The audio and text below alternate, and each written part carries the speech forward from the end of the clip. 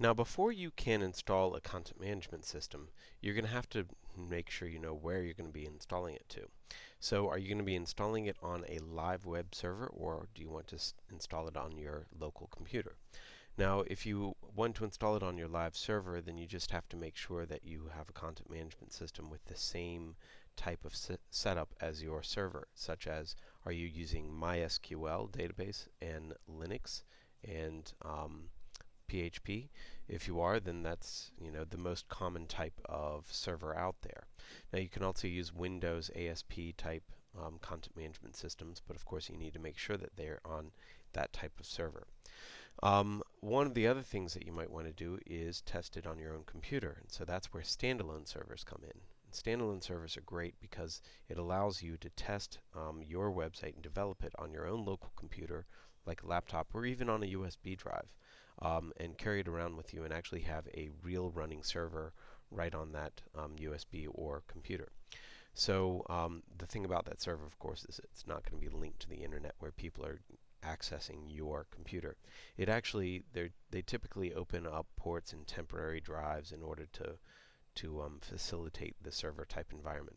But anyway, most of these standalone servers are either WAMP or LAMP based, meaning Windows, Apache, MySQL, and PHP. Apache is the web server, MySQL is the database, PHP is the programming language, and then of course you have Windows or Linux, which are operating systems. You also have major benefits with using them, meaning that they're usually self-contained. They don't need network support. You don't have to pay for, having access to a server when you use them, and they're transportable, which is really, really great. Now, one of the most common ones out there that I've seen is this one called xxamp, and it has Apache with the latest version and MySQL with one of the latest versions, PHP with the latest version, and then it's got some add-ons such as PHPMyAdmin, which you'll see, FileZilla, FTP server, and then some of these other protocols which I don't know a whole lot about. Now there's another one too which I think is kind of cool called DWeb Pro. So let's take you to these websites. And one of the things that I like about DWeb Pro is that you can actually run a server off of a CD-ROM or USB very easily.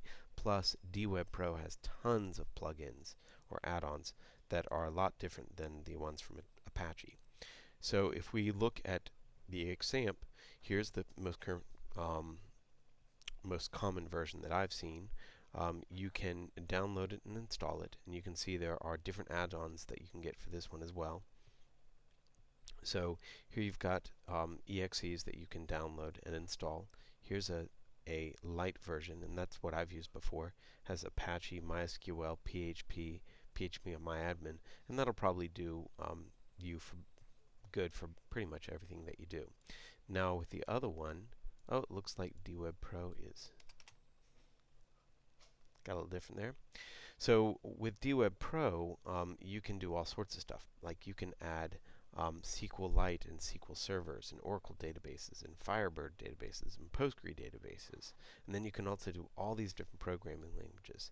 So DWeb Pro is pretty cool if you're getting into creating really complicated projects where you need access to different types of server environments, and it's really quite amazing what it can do. Plus, once again, the fact that you can actually put an entire website, a server running on a CD. Even though you can't save to it, you can run like dynamic applications off of a CD-ROM using DWeb Pro. So pretty cool one. Anyway, with this, what you want to do is make sure that you download.